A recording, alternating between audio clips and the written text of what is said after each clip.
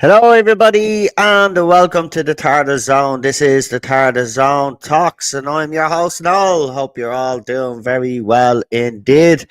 And we're here to talk about the war between the land and the sea because in the chat that I'm in on X, there's a few Doctor Who fans, of course, because we have a bit of a chat, and some stuff was put in there about this new series. Is the Sea Devils redesigned?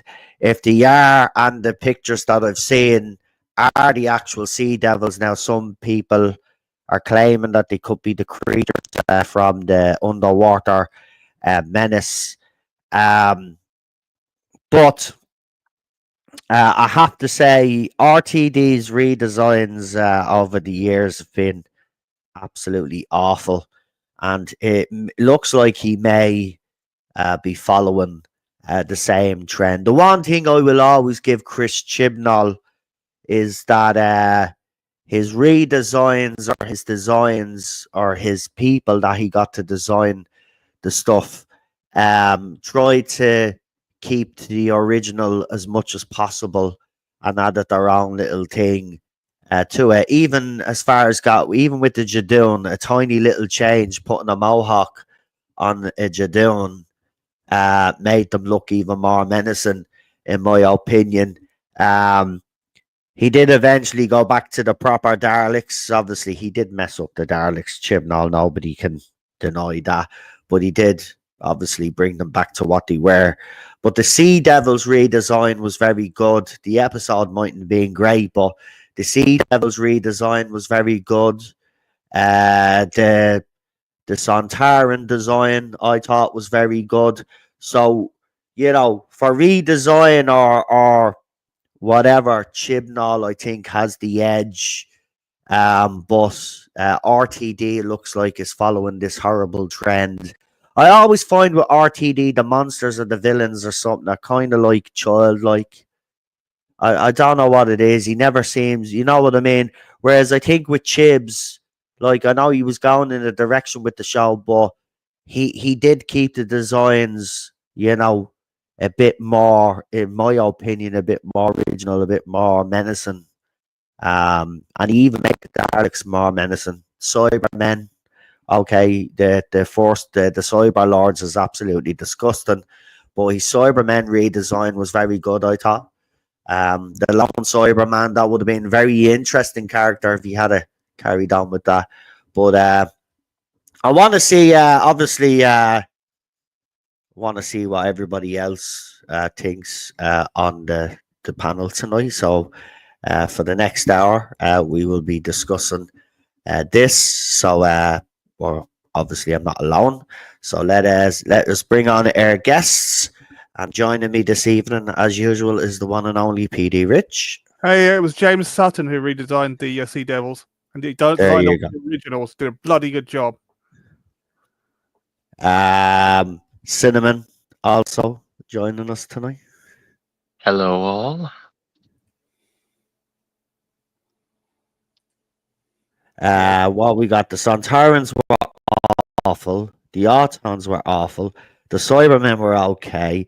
The only thing RTD got 100% right, and to be honest, I wouldn't be surprised of it if you had little to do with Yeah, his redesigns were awful.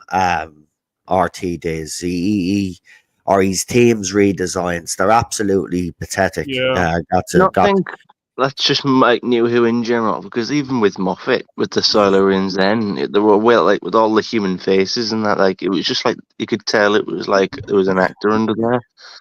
I mean, I know that's kind of like an obvious thing, considering in the 80s or whatever, just like rubber, emotionless costumes. I mean, like the movement work and all the new ones is good, but like they just looked very human. And like this is a big debate I saw on X as well. And like, isn't the whole point like a lot of the storylines with these creatures are always like, oh, man versus lizard and all that, and then the whole big conflict of who was here first and all that.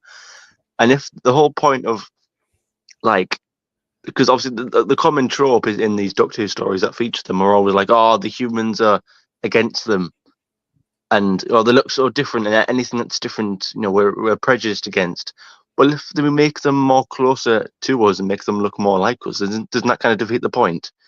Shouldn't you make them more? Shouldn't you make them look? If anything, shouldn't you make them look more alien, and then say, do you know what? No, okay, yeah, they look alien to the human eye, but you might look alien to their point of view, and and we're all on the same planet together.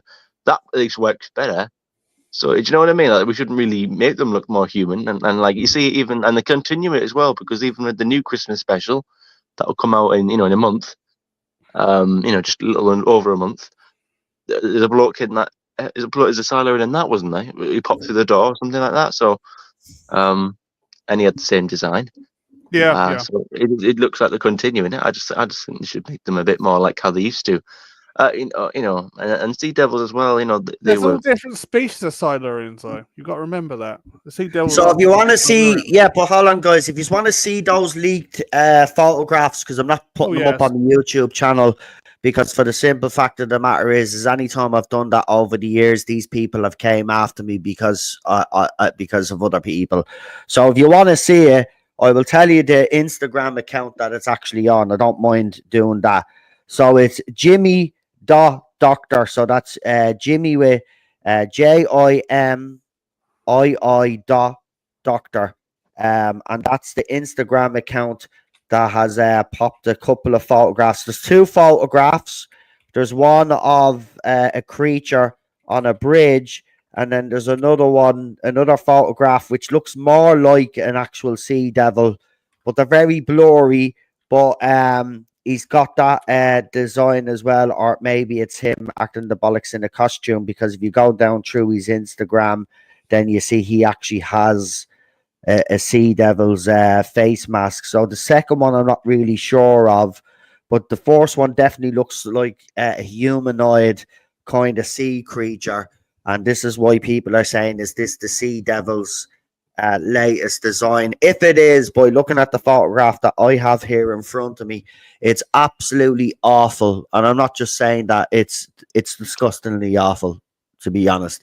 Now, if they're them creatures out of I think it was John, Real Super Doctor, he thinks they might be the creatures in the underwater menace, which looks a bit more like them if you were to look at the picture. But the only thing that's making me think that it might be a sea devil is this thing has fins on it, on its head, and I just fear that he has redesigned, and that defeats the whole purpose. They're supposed to look alien. That's what the scare factor is. Cinnamon said, you start making all these things humanoid, it loses that fear factor. Do you know what I mean? Davros, scared kids shitless because of his face and the way he looked. Like, if you made Davros like they did what he did, he made him human. Did that Davros have the same impact as the Davros that we grew up with? Absolutely not. Absolutely not. But we're starting to get information about this show now. And I got to be honest, looking at these photographs, I am not 100% down with this. If this is another redesign of the sea, I hate the way they do that. I mean, Chris Chibnall has brought back the Sea Devils the way they should be, in my opinion. All right, the flying shit and this laser swords. Yeah, you can knock that on the head. But the redesign of those Sea Devils, I thought were deadly. Of me personally, as a classic fan, I thought he did a great job, or his team James did a great job, on them. right? But is this what's gonna happen now every time? Well, even if the, I mean, I'm just saying, like, obviously Doctor Who mightn't be around if this continues to slide. But is this what's gonna happen every time now we get a new showrunner? They're just gonna come in and redesign villains over and over and over again. If that's going to be the case, then I'll just say, then you know what, just create your own villains and monsters and forget about redesigning. If you find, listen, here's the thing, a lot of these showrunners in the past, right, New Who, there's only been a few of them, but they've always seemed to have issues with certain aspects of Doctor Who, right? But still have wanted to do something with. If you have a problem with certain aspects of Doctor Who, you don't like a costume design, or you think it wouldn't translate well on TV in 2024, but I think Chris Chibnall has actually proven that the Sea Devils, the way they were and the way he redesigned them, can work for a modern audience, right? But if you find it an issue, then in my opinion, you shouldn't be actually doing it. You shouldn't touch it at all. Do you know what I mean? Why do that to yourself? Because this is all about changing things, isn't it, guys? They just don't changing, yeah. Also rumored though is the Master apparently has been leaked as well. We're going to be getting a new Master in this show. Now this was this video was put up by the Nerd Dan. Let's hope he doesn't mind me giving him a shout out there, because you know he's ourselves. But apparently the Master is going to return Doctor Who season 2,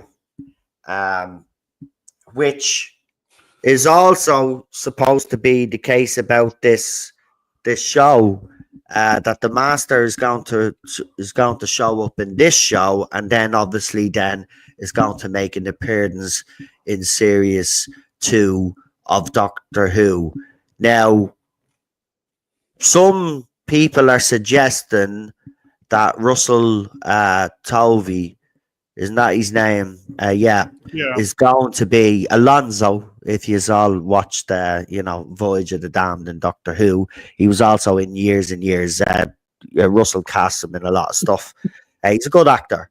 But apparently he's rumored to be this new Master. Now, I got to be honest with you, I think he's a great actor. We already have a Master, right? And I know some people don't like Sacha Dhawan, but as far as I'm concerned, we already have a Master, right? And for me, if you were to bring in a new actor to play the Master, that's all well and good, but you'd have to explain why Sacha Dhawan's Master is not around anymore. I think that's hugely disrespectful to Sacha Dhawan, considering he's been part of the Doctor Who universe ever since, obviously an adventure in space and time, and fans do hold him to a high regard in this fandom. Do you know what I mean? We loved him in that, and I actually did love his Master. I could understand some people's criticism of his Master, but for me, I liked him as the Master, and I would have loved to see, now that RTD is there, maybe he could do something with that Master. But listen, be under no illusion, RTD, when he's done the Master story before, we got John Sims, Superfly, Skeletor Master. That know what I mean? He again kind of missed the fundamentals of what the Master was, in my opinion. But guys, if he was the new Master, it's just rumored, of course, it's not official. Would you be down for him playing the Master? No. There you go. I mean, it's just stupid. Why? I mean, he's already been in a few times now. He's obviously going to be recognised. people would be instantly going, hang on, do you think he looks a little bit like that bloke on that Titanic?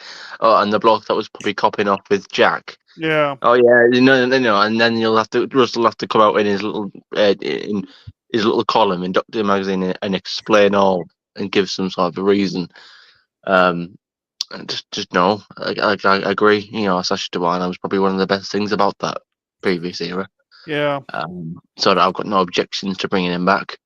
Do Just start you saying think? master, not master. I know you're northern, but I'm northern, so I don't say master. I say master. Say it properly. Do you think yeah, this is going to Cinnamon? Cinnamon, do you think this is going to be? Because I've been looking at images of it. It seems rather dark, kind of like Torchwoody.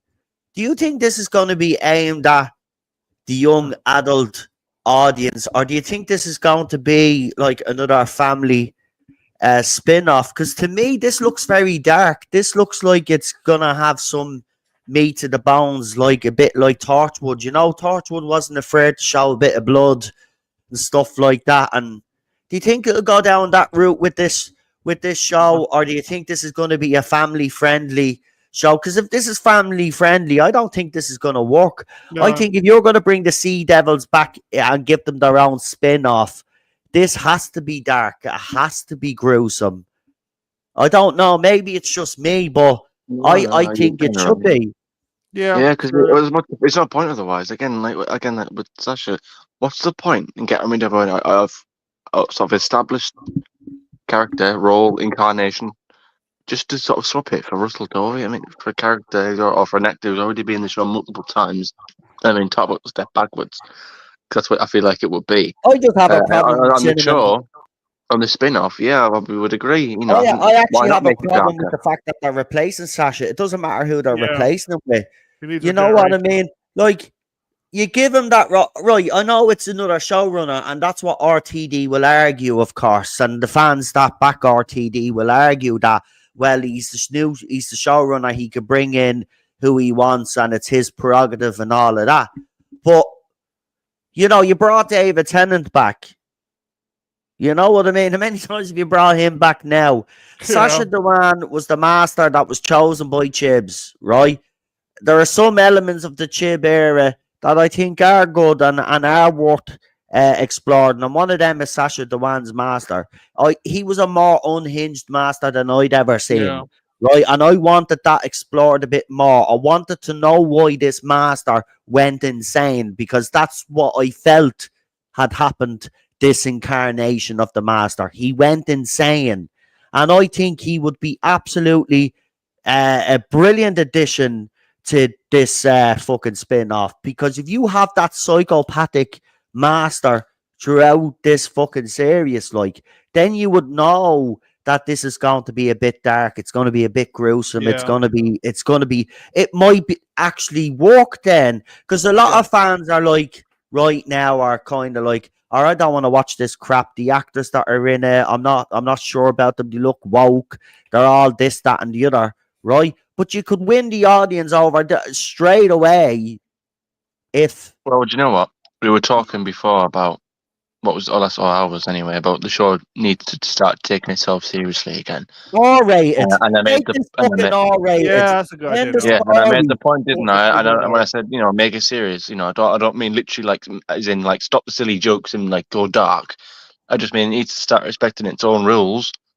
But on the flip side of that, yeah, maybe if it was a bit darker and it was a bit more R-rated and it was a bit more of a mature audience, which is largely Doctor Who. I mean, yes, it is a family show. Of course it is. Be different to there's a lot of young adults that watch it, a lot of people my age.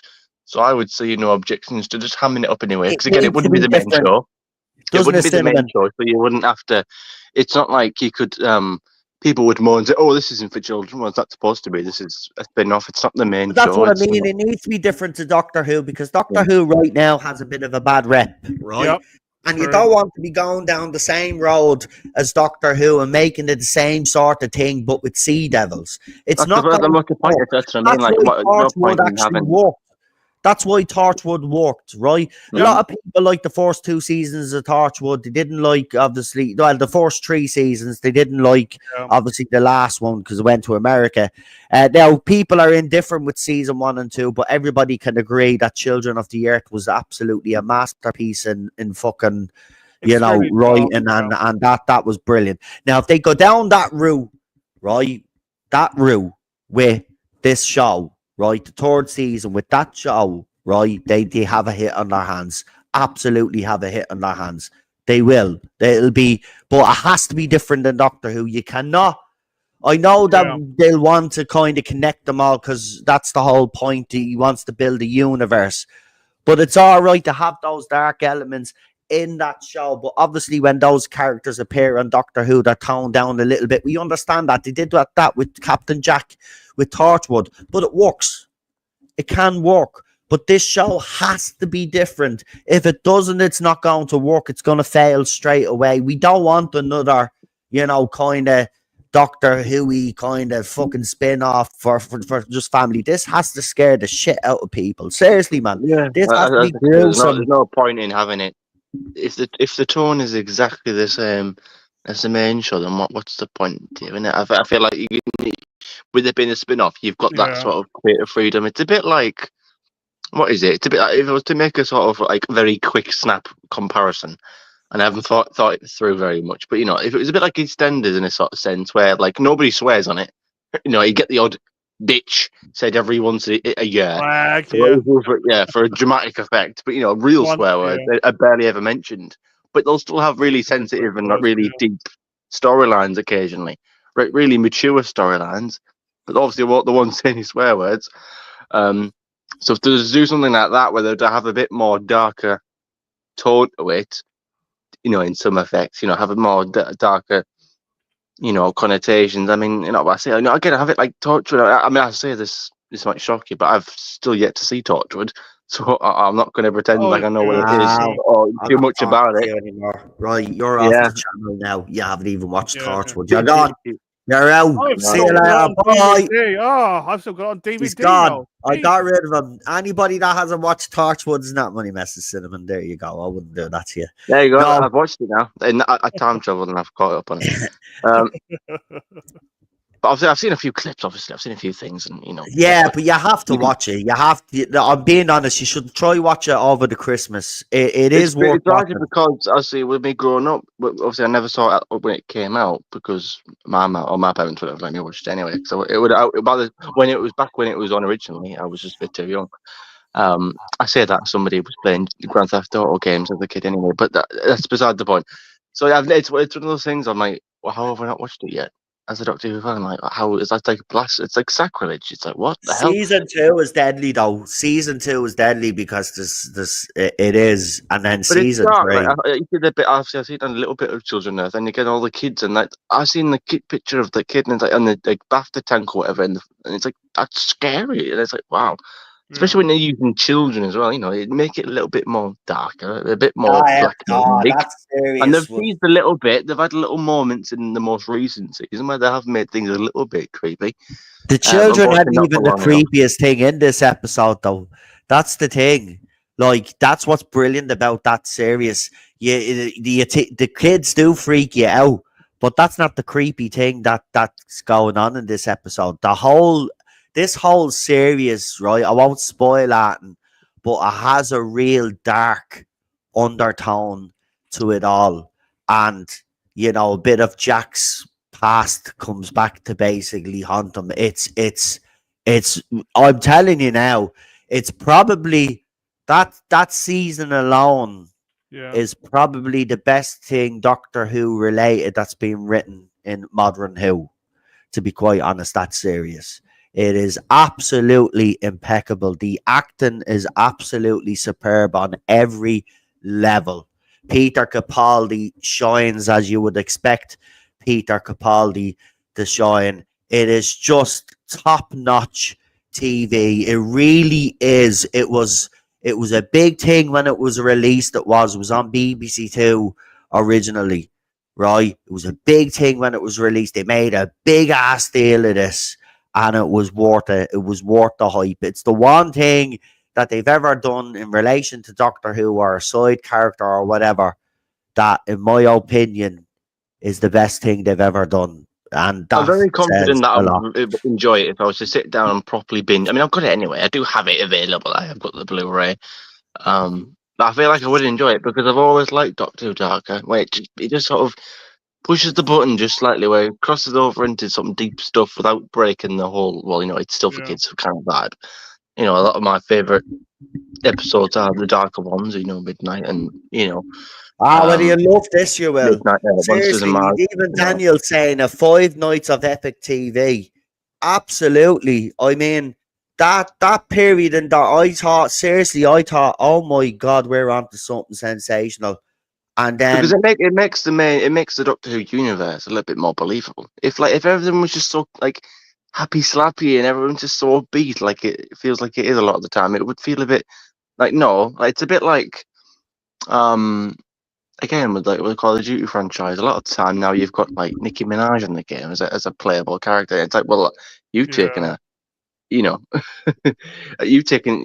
no longer following your roots. It's like when you play World at War, which is like, okay, yeah, it was a game set in World War II, but it shows the actual reality of it, which was very terrifying. I have that game. World at War borderlines on a horror game, really, and that's kind of what I like Doctor Who to be a little bit. I like it to be a little bit dark because it makes the universe believable. Because that's a whole big universe the Doctor travels around. There's going to be a lot of really dark, evil stuff like the Weeping Angels. We were talking again before for like a good while about how sadistic and how sick and evil, like how breaking Bob's neck and then like saying, taunting the Doctor, sort of about, oh yeah, he died in fear and he was scared and tried to hurt the Doctor. That was good stuff. That's the stuff I enjoy.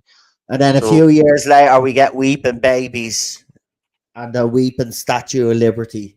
Fucking idiot mother.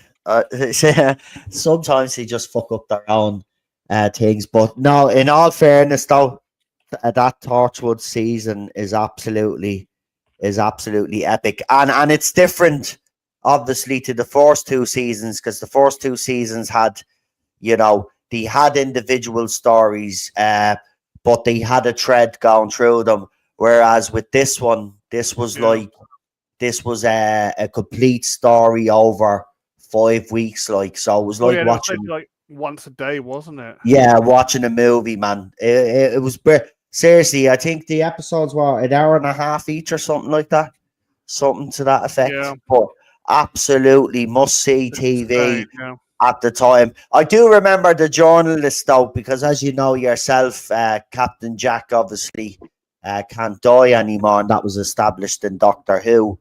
But I do remember the journalist because in the Children of the Earth, I think Captain Jack dies fucking really, really loads of times, it's fucking. I mean, they try to fucking kill him every which way you can fucking think of. Buried him in concrete, the buried in concrete, which we won't say any more about, but absolutely fucking, the journalists were ripping that off, but they were talking about those kids is the least scary thing in the whole story, man. And it's brilliant the way it builds up. That's what was brilliant. I always remember, because again, I remember seeing my mum and my dad watch it, because my dad's sort of into sort of sci-fi a little bit. He's kind of big geeky like me. And I thought, well, okay, this is Torchwood. I was obviously aware of it. I know what I know he existed.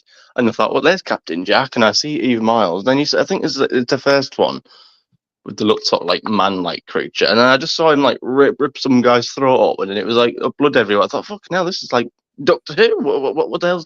This is like so much blood. Yeah, it was brilliant. No, I remember. I was excited the night it came out. I couldn't wait. I was waiting all day, and then it finally dropped, and I sat there and I watched it with the girlfriend at the time. She was getting into the sci-fi and stuff like that, and I was just fucking glued to that TV. I mean, the first episode obviously is the kind of the introduction to Gwen and the actual Torchwood team, and it's very well done. My favorite character is Owen. By the way, I love Owen in it. And I won't say Yeah. anything, but Owen is one of my favorite characters. You had Tosh as well. She I was know some great. of them get killed. I think at some point. Yeah, Yanto Jones, of course, Yanto, and oh man, the whole team. You just seriously, man, every character you just love them. It's just so well done. They all have their own little backstories as well, and this is the thing that's good about it.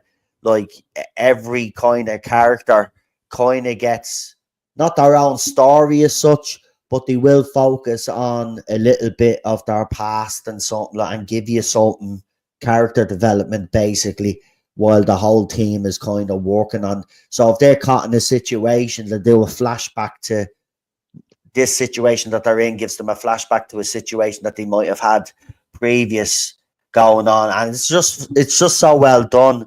Torchwood, for me, when I went to America, I had a lot of potential, but like everything, I just think if you get Bill Pullman in, and you make him a kind yeah. of you know what, you make him a Fredo, weirdo that yeah. likes kids, and then the story kind of A doesn't member go of the Church anywhere. of England, yeah.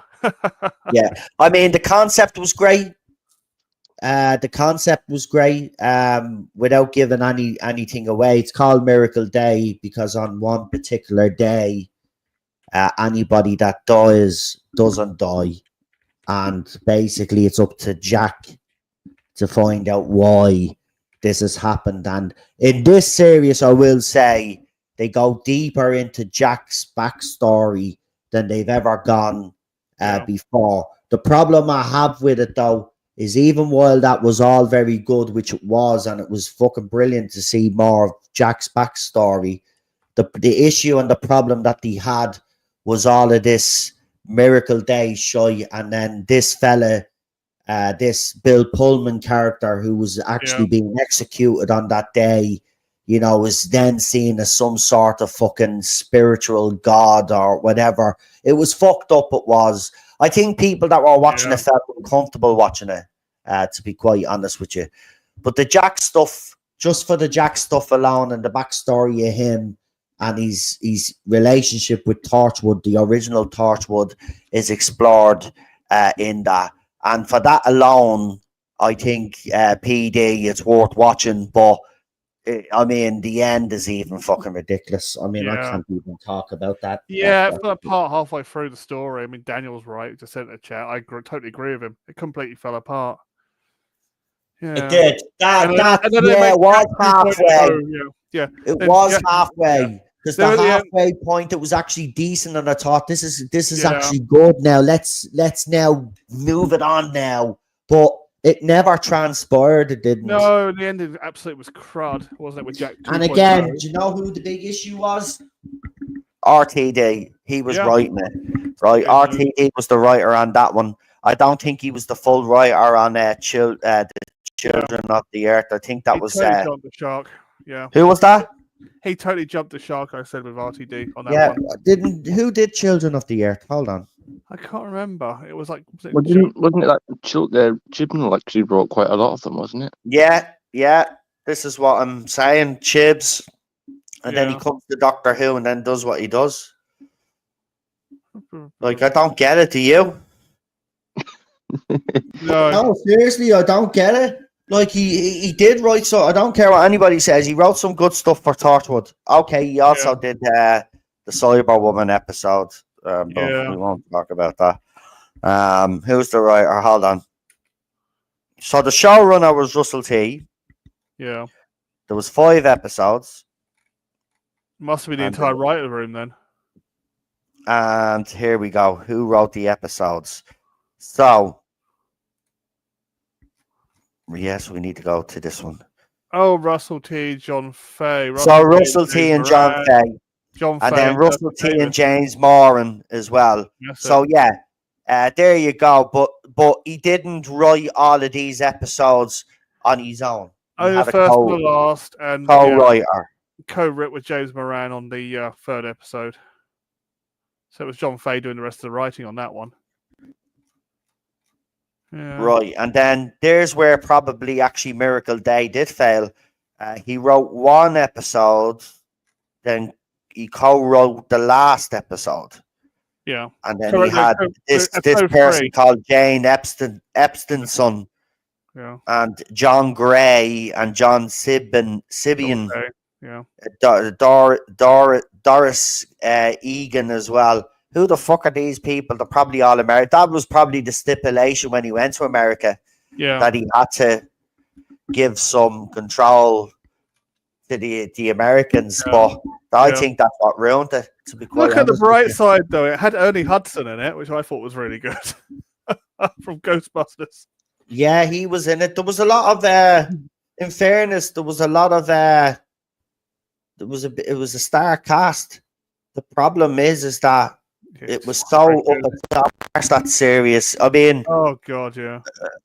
it just okay. I get it, everybody didn't die, all of that shit, and then like it was all about fucking this, that, and the it was just all over the place. I didn't know what I wanted to be, but as I said, the most interesting part about all of that was the Jack backstory.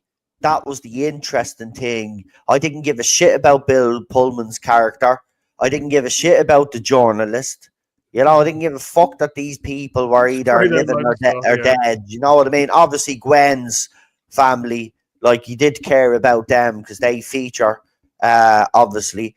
But other than that, I didn't give a shit. Obviously, Gwen and Jack, the only people, the original Torchwood team. I mean, I will say though, the start of that series is epic.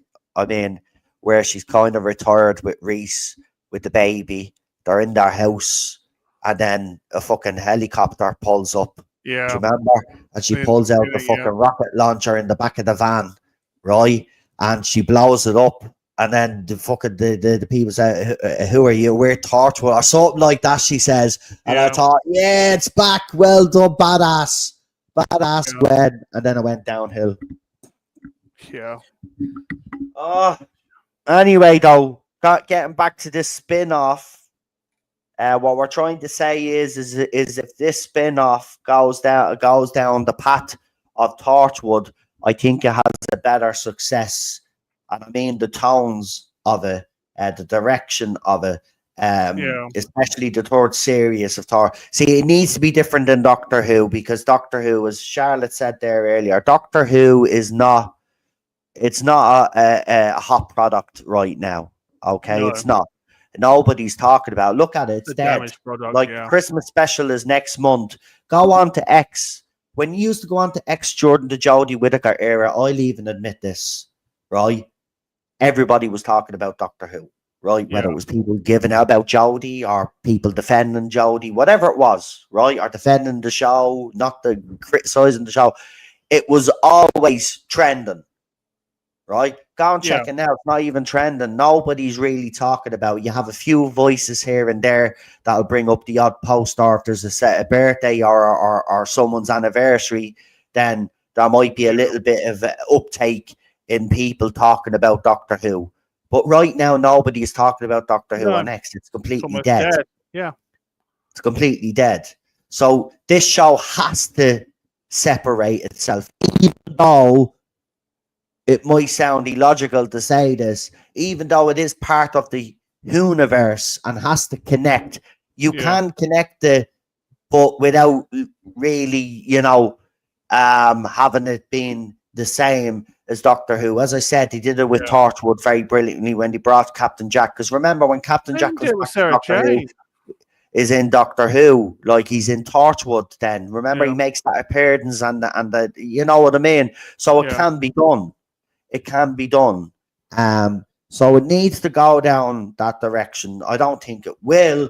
That's just my opinion on how this could have the best chance of succeeding. Now, of course, Cinnamon and PD, we can say all of that, of course. Yeah. But it has to be good writing and good character development here for this to also succeed. And under RTD, I will say, just to be fair, let's be honest, he's been very inconsistent since he came back. Yeah. Some would even say he's probably worse than what he was when he first took over the show in 2005. So the big thing here is character development and the stories that he's trying to tell. And for me and for everybody that watches Doctor Who, what we have noticed is all the ideology and the messaging. Do you think he will refrain from the messaging in this, or do you think he won't be able to help himself and somehow, because some people have suggested that he will link this all with climate change? What do you think, Cinnamon? You can go first. How could he not? Yeah, it's like you're kind of almost waiting for him to do it. You know, the war between the land and the sea, and it's the oceans. They're all melting away, and the ice cubes are all the ice is messing with the sea devil's habitat, and they're all having to be driven onto land. And you're just gonna watch it, kind of like waiting for that to be the main, point of it all, really. And I wouldn't be surprised if he actually no. What would I wouldn't be surprised. Yeah, I wouldn't be surprised if he did. Like I say, we're all kind of like expecting that to happen. We're all kind of waiting for him to dial that in, and there'll be something there. And even if not that, there'll be something else on there. There'll be some little line, some cringy, clever little line of dialogue, which thinks it's so clever and funny. It'll probably say something like, "Oh, some things are just inevitable." Like Donald Trump or whatever it was that said in Series 10, it's some stupid little one-liners that think, "Oh, wow, you're so funny, you aren't you?" He's definitely going to, because they're filming this now. I bet you he's rewrote a script somewhere where he had some evil fucking anti-climate change denier, and instead now he's just going to get someone to play Trump or something. Or it's going to have a reference to Trump now, because Trump is now the president. I guarantee you now there'll be definitely a Trump reference in this new series, which I won't mind if it doesn't. See, this is the thing. Doctor Who fans, especially classic fans, there was always messaging in Doctor Who. But it was done very cleverly. It was done subtly. It wasn't put in your face, and both sides of the argument, or whatever sides of the argument, were presented on screen for the audience to make up their mind. Now, if he did it that way, I'd have no problem with it. But the thing about it is, we know that he is pro this climate change nonsense, and he will go after Donald Trump. Don't be even surprised if he goes after Tories in his new show, even though Labour are an absolute joke right They're now. A disaster. But this is the problem that we have. We know he's going to insert some sort of ideology or politics, and that's sad. We shouldn't be talking about this show, Cinnamon, about the Sea Devils and talking about all this ideology. We should be talking about the sci-fi aspect of it. Excited that the Sea Devils are back and think of what he's actually going to do with it. But instead, we're here talking about the fact that he might insert pronouns or climate change or Donald Trump. It is actually sad, isn't it? Just stick to how it always was, and a bit sort of a commentary about society at the very least, which it used to be, about humans and they're not getting along. But then you'd also see it from their side as well. It wasn't just aren't humans terrible people. You'd also see it from their Silurians as well. They would be aggressive and they'd want to kill the humans. So it was both sides, showing both sort of sides of the perspectives of the two sort of factions. Whereas I feel like with this, it'll just be one side. It'll be, aren't the humans all just terrible people? Again, because we've not had that before, and you would just maybe not think after all the times it's happened before on the show that maybe they've finally not learned. Although they'll probably delve into that, won't they? They'll probably make some point about how many times have you been invaded and you're still not getting it. Some sort of point. It'll just be again. It'll think itself so clever, and I'll just kind of cringe. I say cringe at it, to be honest, because it's like, well, again, same message again. Can you be a little bit more original, or better yet, just tell a story and have it be fun? Is that too much to ask for too? Here, so Cinnamon, from your tone, what I'm getting is that you're not really looking forward to this at all. to be honest, or you have your reservations that he's going to be able to deliver anyway. Would that be fair to say? I'm indifferent. Yeah, I'm not really asked, to be honest. I'll watch it, and when it gets there, it's a bit like the Christmas one. When it gets a bit closer, when it's like, oh, a week or two to go, I might really get into it again and maybe pay a bit more attention. But I've barely seen any of the images. I've seen a quick link or whatever it was that was posted in our Twitter group. But again, apart from that, I've not really delved much into information. I've yet to even watch the Stephen Moffat. Apparently, he's giving a little interview or something like that. I've yet to see that. Bob is down It just left and shows how right. lack of like. I'm just really not paying attention at the moment. I've got bigger things I'm thinking about at the minute. This is what What's Stephen that? Moffat said about the Christmas special. He says, think about a hotel that that had rooms throughout history that were never used, and you could now go back and use those rooms. That's how he explained the upcoming Christmas special. A bit like God Complex, isn't it? With all the different rooms having different things inside. Probably, yeah. It's a Steve. Do you know what though? When he answered it like that, right, to the journalist, right, and I saw the journalist's reaction, the first thing that popped into my head was that's a typical Stephen Moffat answer. The journalist asks him, "Is there anything that you can give away?" And then he gives a cryptic answer like that. That's Stephen Moffat all over. Like, it sounds like an interesting idea. You know, if there was a hotel room or like a hotel somewhere in London, for example. Although it's not in London, is it? Because I don't know, I can't even remember. I haven't seen it. Basically, rooms that were never rented throughout history on certain nights. Yeah, so maybe that woman from Derry Girl, she'll finally have rented a room or something that nobody's ever had before. Because I think I remember that. Didn't like when she asked for the room, the woman behind the desk was a bit funny about it and was like, "Oh, you want that one, dear?" So like, I can see that being an interesting concept. Like, I can see where you might go with it, but it seems like something Moffat would do. It again, you hear that and you think, yeah, that sounds like Moffat. He's actually quite Michael is saying it's a sequel to the God Complex.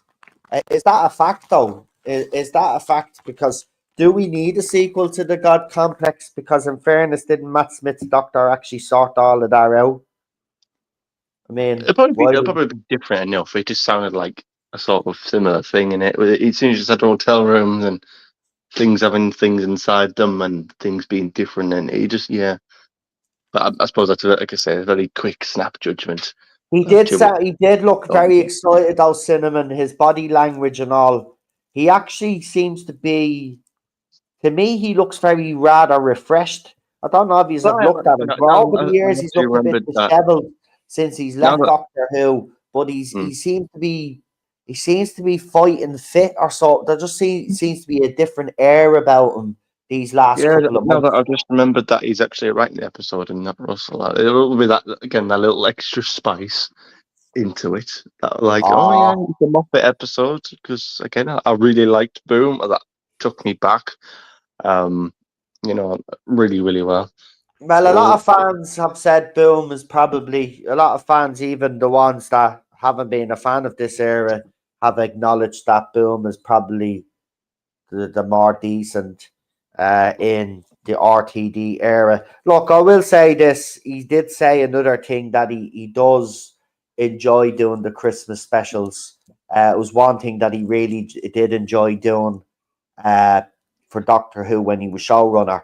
So he seems rather, if to give anybody a little bit of hope out there, he does seem like a little kid again that's been given the keys to a candy shop, and he seems rather excited. Yeah. And I've got to say, I like when I see that excitement from Stephen Moffat, because it means he has something up his sleeve. Now, he did explain this, right?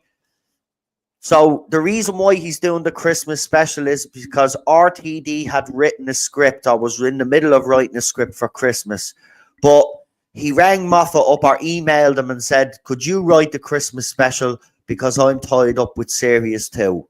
So Moffat has explained that he hasn't rewritten any RTD script. He has written a brand new script for this Christmas special. So it's his script completely. That would make sense because in the Doctor Who magazine, it's literally been quoted that Russell said he was writing this year's Christmas special and next year's.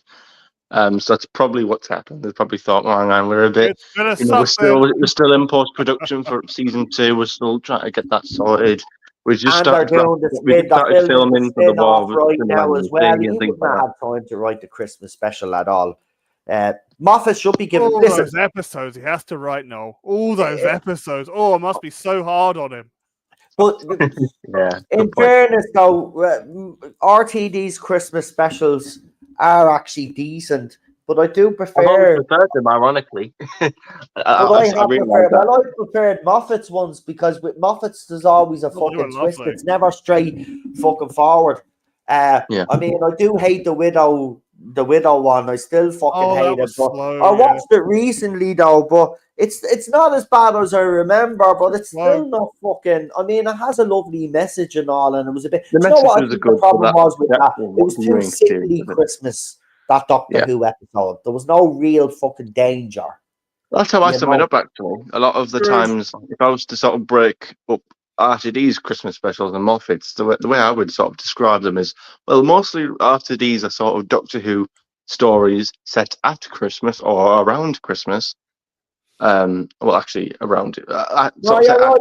You're right. Whereas Steve and Moffat are Doctor Who literally episodes on with Christmas with a Day. bit of Christmas sprinkled into it, whereas Moffat's sort of very heavily Christmas focused. And the very, again, a Christmas Carol. The very, it's more Christmas does Fantasy. Doctor Who. If that even makes sense. Again, basically, Moffat really delves into the whole Christmas spirit and makes it the Yeah. episodes a bit more Yeah, Christmassy. Moffat's are fantasy, whereas RTD's were more grounded, and you were more doom and gloom grey as well. Because I mean, he showed a block of flats rose Christmas. Do you know what I mean? Like, Yeah, I get what you're saying. More realism. The Christian Invasion felt like a very Doctor Who episode. If Yeah, if you more were to watch realism. them all, yeah, if you were to binge watch like the first season and the first Christmas special, they very sync very well together. It's just that one episode just so happened to take place at Christmas, but it still feels very like, again, a lot of Moffat's Christmas specials didn't really have much continuity to the main series. I don't think. Obviously barring the regeneration one, but do you know what I mean? I could be wrong there, but I always feel like I'd rather again, like Runaway Brides. Okay, that was a one-off, but that would later have continuity because Donna came back. Voyage of the Damned. Okay, I suppose you could have that one, a bit of a one-off. The next Doctor 2, I suppose, but the Christmas. Okay, maybe there's a discussion to be had there, but I always felt like after these, No, I get what you're saying. a bit more grounded and a bit more. This is what happens. Right? You say something, you like me, and then when you go through the list, then you're kind of, oh, hold on, that doesn't kind of fit. You know what I mean? But I get what you're saying. Yeah. The Moffat episodes are definitely more fantasy and stuff like that. Fairy tale kind of Christmas fairy tale stuff, whereas the RTD era, the Christmas specials, more realism. In fairness, even Voyage of the Damned had a real element to it. You know what I mean? I mean, when he meets what's his face, Wilf, right down at the newspaper stand and stuff like that.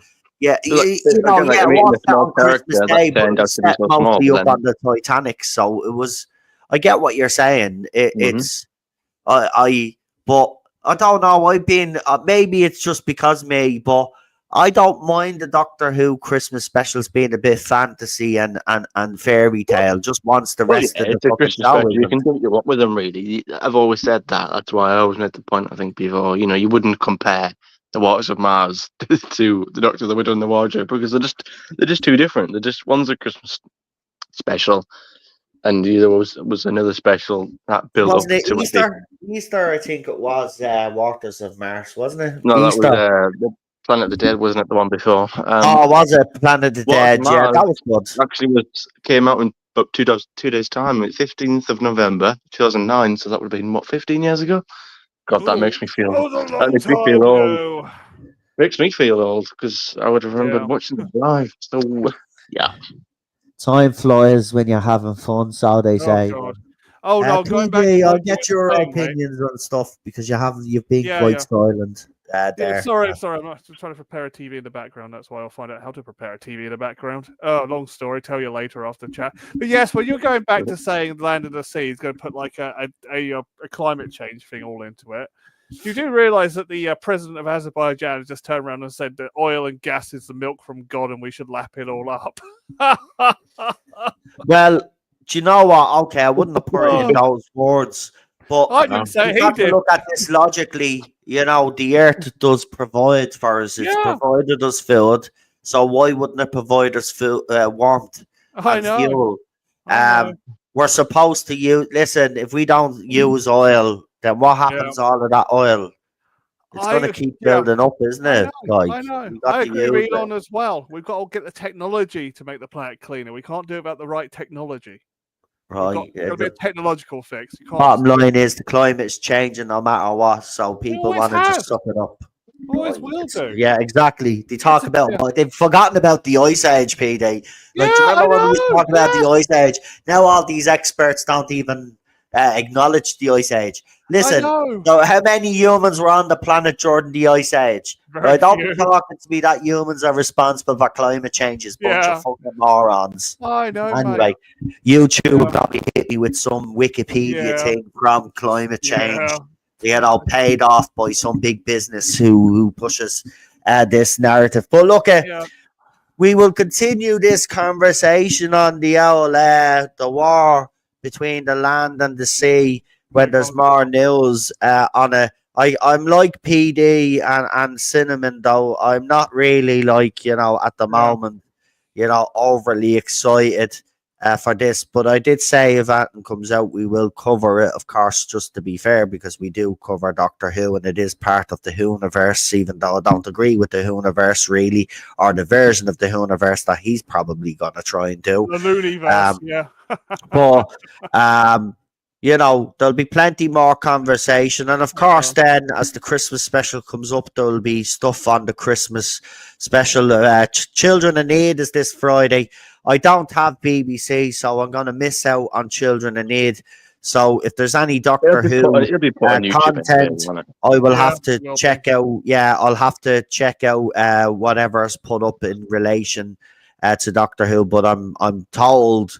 And a lot of other people have been told that that's when they're dropping the trailer. So that will be interesting to see. And that'll be the first look at the Stephen Moffat Christmas special. And I will say this about Stephen Moffat Christmas special trailers. They're actually very well put together. And even the Widow and the that one, right? Yeah. That trailer was actually very well put together and it looked very interesting. But of course, when we watched it was a pile of shite. But his trailers are very good. So I am actually looking forward to this trailer. And I will say this, I'm not overly excited for the Christmas special this year, but I will say this, I'm far more excited than I was when Doctor Who finally came back and we were disappointed. So that says something. So I am, because it's Moffat. Charlotte said it earlier in the chat. Because it is Stephen Moffat, I'm willing to give this a go, because even though I don't believe Boom was the best thing that Stephen Moffat had written, it certainly was the best thing that was featured on that show, I've got to be honest. Yeah. So if he can upstage RTD again with this Christmas special, I think that'll be good, because you keep upstaging like I said, that's why I'm sort of looking forward to it a bit, you know, because it is. You sort of, I even during the stream I have to remember. Oh yeah, it's Moffat writing and not Russell, and it gives that little extra, you know, jump to it. So I thought, well, hang on, I did like Boom, and it's, you know, it's definitely not the best thing he's ever written. Far from it. I mean, Blink and that Angel 2-part are better stories, but you know, with it being Moffat, you sort of get, okay, there might be a little bit of a safety blanket there. You might be able to just enjoy it. There might be a little messaging in there, maybe that he's been asked to put in, but you know, you're confident that he'll at least give you a decent, watchable story. That shouldn't be too difficult to watch. His Christmas special needs to start off with a bang. If his Christmas special starts off with a bang in the first few minutes, he has the audience straight. You'll have the audience straight away, and then he just has to deliver. Feel like it. I do when I watched that trailer and you saw him pop in, asking people all the time, "Oh, what was it, cheese and ham toast and a pumpkin spice latte. That felt very Matt Smith to me. I could picture him popping in and asking people, "Oh, would you like a cup of tea?" or something like very, very quirky and charming. That felt quite a bit. I like that a bit, I suppose. But yeah, we'll have to wait and see, won't we?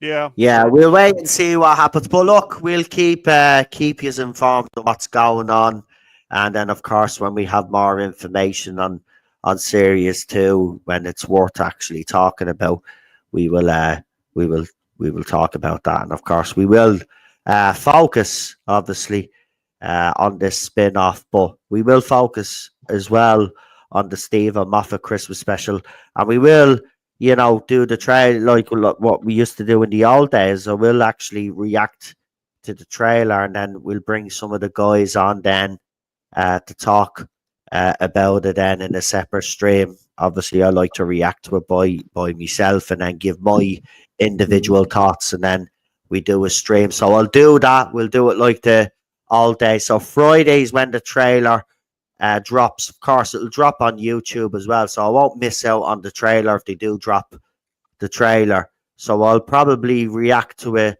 on the Saturday, because I have two election candidates that are running for the general election over here, coming onto my channel tomorrow and on Friday.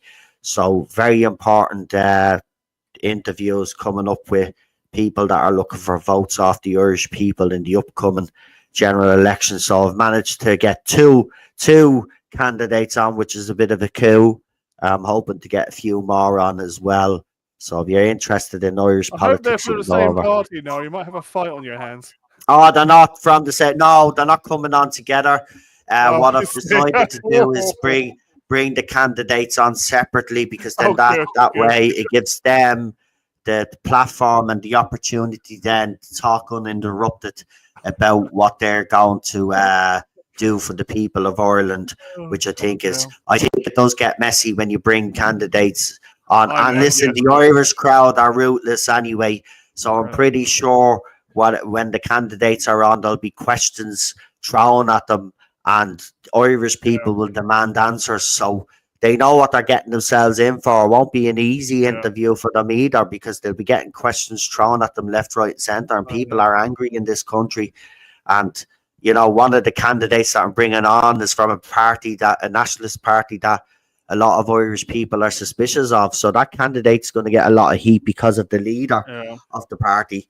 And he's there to talk about what he wants to do for people as well. And he'll have to answer those questions about his party leader. So there'll be loads of stuff to discuss. So yeah, go and check that out.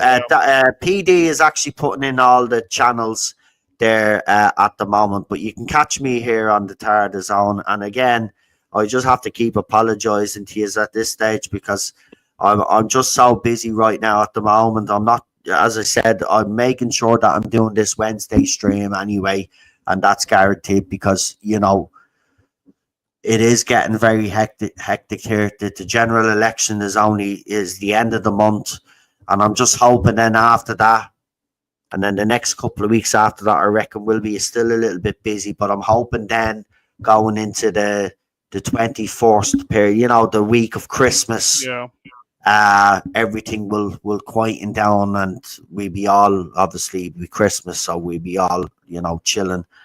So I'm hoping to up the content over the Christmas period. Anyway, Christmas I do put up, but I always do. Last Christmas was the same. We do it every year anyway. We'll do some Christmas movies as well, stuff like that. Christmas episodes of Doctor Who, the usual. We'll do all of that.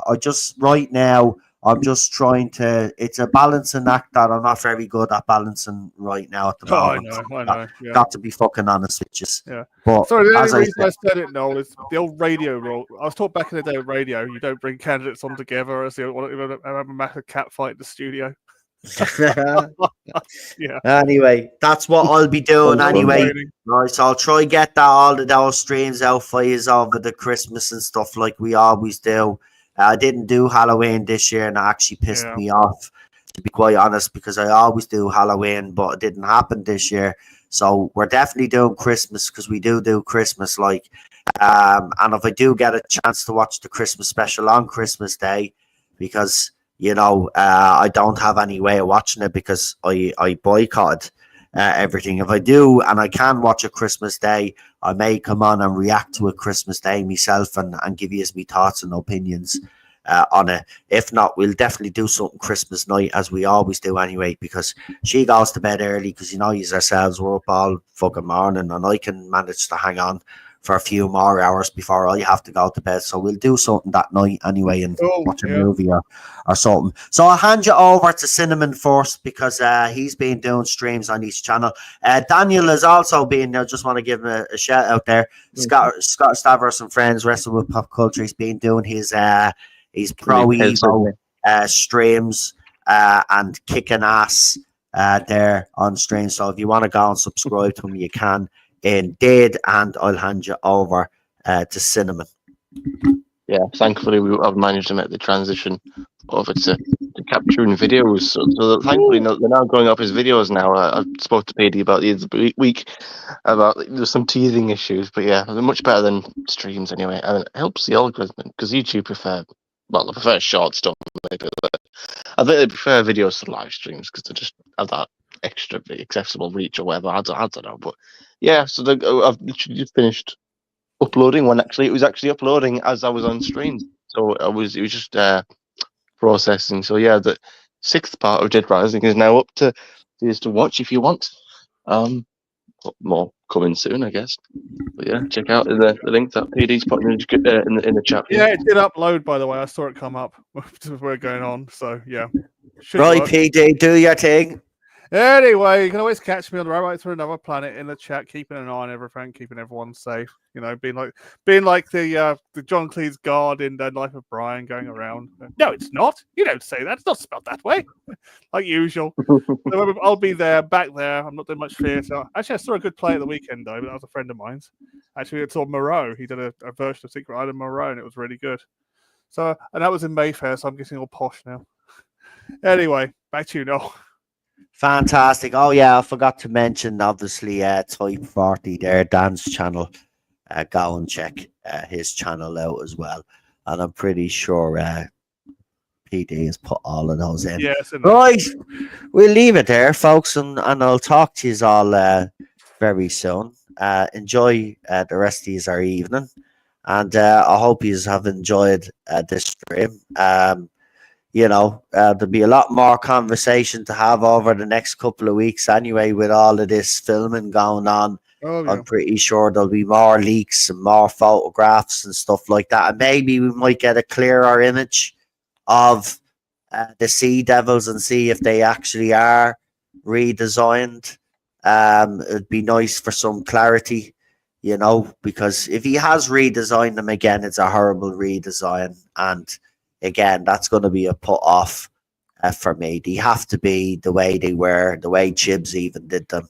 And Chibs proved that you can have that Sea Devils design work in the modern Who. So this is what I'll just finish with this real quick. Chibnall was a walking contradiction, wasn't it? Because he'd destroy all the sort of classic feel and what made Doctor Who, and he'd ruin everything else. But he would also keep the old designs and bring the old designs back and make the Sluntarans actually look more like the classic Sluntarans. I mean, what a weird thing that was. Yep. Anyway, we'll leave it there. She's in the city centre. Me bleeding nerves are at me. Going in, doing a bleeding bit of shopping at this hour of the night. She leaves here at 6 o'clock. Oh, yeah. It's down. Yeah, down. She's, I'm not even going to get into it. Anyway, we'll talk to you all very soon. Enjoy the rest of our week. And stay safe and look after yourselves, folks. It's madness out there. But hopefully from January onwards, the next 4 years will be quiet and sensational. Amen to that. Amen to that. Anyway, this has been the Tardis on Talks. I've been joined by PD Rich and Cinnamon Toast Crunch. And we will talk to you again next week. Have a good one, folks. Bye-bye. Later. See ya.